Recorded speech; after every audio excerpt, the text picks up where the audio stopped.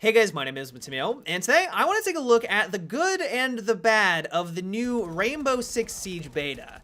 I really have to give it to the developers on this one, because a few months ago, when we had a chance to play the alpha, a lot of people were writing off this game. It had a lot of premise, the teamwork was great, the destruction was amazing, it had a lot of great qualities there, and it had a lot of potential, but when you played it, it just felt wrong. It just didn't feel like a fun first-person shooter. I'm happy to say that while it's not perfect, it's still rough around the edges, there are some problems here, and we'll get to that here in a second. I have played for about 12 to 14 hours in this last 2 days. I'm thoroughly addicted. Like, I am loving this right now. And I could see this as long as they polish a couple things here and there and they make the necessary changes. This has the potential to be a solid AAA first-person shooter. And so easily, the best change that has happened since the alpha is that you no longer get hit markers on an enemy unless you get the killing blow on them. This wouldn't sound like that big of a deal in most first-person shooters because a lot of AAA games out there have hit markers, but because Rainbow Six Siege is more tactical and because there is just an insane amount of destruction here, the micro-destruction is a key selling point. In the alpha, one tactic that a lot of people employed is that if they had an idea, a general idea of where the enemy was located, they would just spray through the walls. Eventually, they would get a hit marker, they would tell their friends that they're right there, and then they would spray you down. It resulted in a lot of frustration, a lot of frustrating deaths. And while I realize this might not sound like a huge change from someone who's looking outside in, when you're actually in the thick of combat and you're experiencing Rainbow Six Siege, it has been a night and day difference. And so the fact that the developers listened to the community on this one, this was one of the biggest critiques that people made during the alpha. I gotta give a tip of my hat to them because this has been an amazing change. One thing that I do have to critique them on, though, is that I really wish they would speed up the process that you're getting back into the action.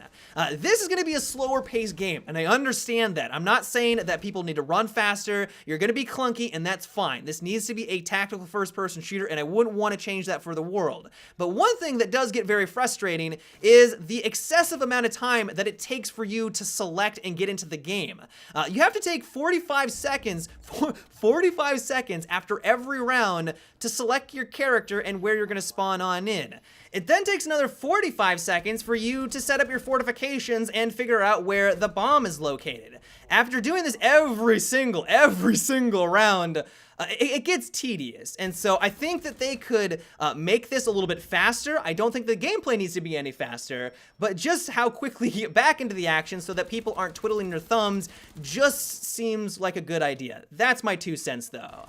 Another thing I'm really enjoying, though, is the diversity of the operators. We're only getting a taste with the beta. I'm assuming that there's going to be a lot more operators when the game goes live, but one thing I'm really enjoying about it is the different strengths and weaknesses and the interplay between them.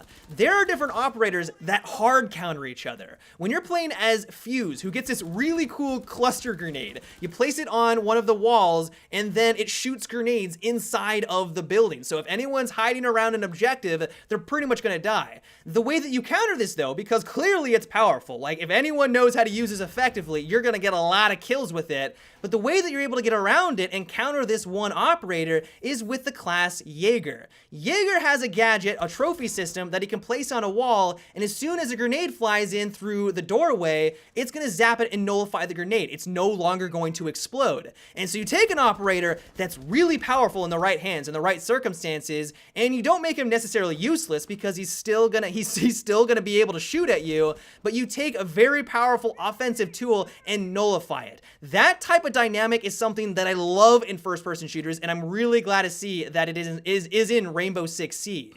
The downside of this, though, at least for the beta right now, is that I don't think that we have all of the direct counters for all of the operators that are currently in the beta right now. The Riot Shield class, I think, is the prime example. The Riot Shields, right now, I think for most people would agree, are pretty much overpowered. Maybe not the Riot Shield itself, because I think that having a defensive item is great, but alongside the pistol, they enter a room and you're not with someone else who can flank him, you're dead. There are so many times where I wanted to slam my face against a wall because I felt completely useless as soon as they rounded the corner. I would be better off just slamming my face against this Riot Shield because there was literally nothing I could do to take this guy out. And so what I'm hoping is that when the game does go live and they start to introduce more operators, there's going to be some hard counters against these classes. Maybe they're going to make some changes after this. Maybe they're going to learn some lessons about the pistol hip fire and that they're a little bit too good. But I am crossing my fingers that this isn't going to be the exact representation of what the class dynamic is going to be when the game goes live. Because at least in its current state, the Riot Shield classes seem to be just a little bit too good right now. Another thing I'm really liking, but I could also see some improvements being made, is that they heavily reward you for your accuracy in this game. If you get a headshot, it doesn't seem to matter what weapon it is. It can be a pistol, an SMG, or an assault rifle. If you land that dome piece, you're going to take out your enemy from 100% to 0. It's really rewarding you for lining up those headshots. I think that's a good thing. Maybe some tweaks need to be made. Like I said, the pistols might be a little bit too good. Maybe a pistol shouldn't drop you in one bullet for balancing reasons, but I still like the idea that accuracy is heavily rewarded.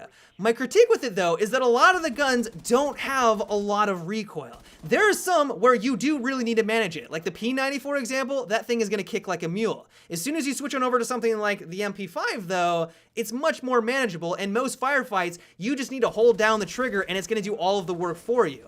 There's a lot of moments when players are just spraying down range with almost pinpoint-like accuracy, and as soon as you round the corner and your head's popping out, that bullet stream is going to land eventually in your head and you're going to die. There's a lot of instant deaths in this game that don't feel like the enemy earned that. It didn't feel like they had to reel in the recoil. And so I think if they added maybe just a little bit more recoil, not a lot, but just a little bit, that might be enough where more of the weapons need to be burst fired if they want to maintain that accuracy. Less of these random headshots and random instant deaths would occur, and it would reward you even more for accuracy and for that skillful play. Once again, just my 2 cents, not game breaking because I do like the direction that they're taking, but I think that that could be one big improvement. But overall, if you can't tell, I have had a lot of fun with this beta so far. Is it rough around the edges? Absolutely. The developers have a lot of work on their hands over this next couple of months for that December 1st release, but I can finally see the light at the end of the tunnel.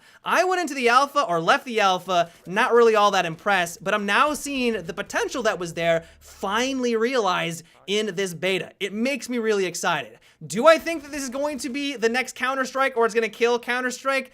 No, like it absolutely not. Do I think that this has the potential to be a great first-person shooter that's going to last months or hopefully a year because they're going to be providing free DLC maps?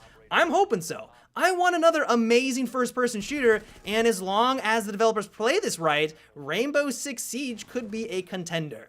But I'd like to know what you guys think about the beta so far. Do you agree with me on the points that I made? Do you think that other aspects of the game need some sort of improvement? Let me know down below. But yep, until tomorrow, have a good one, and take it easy.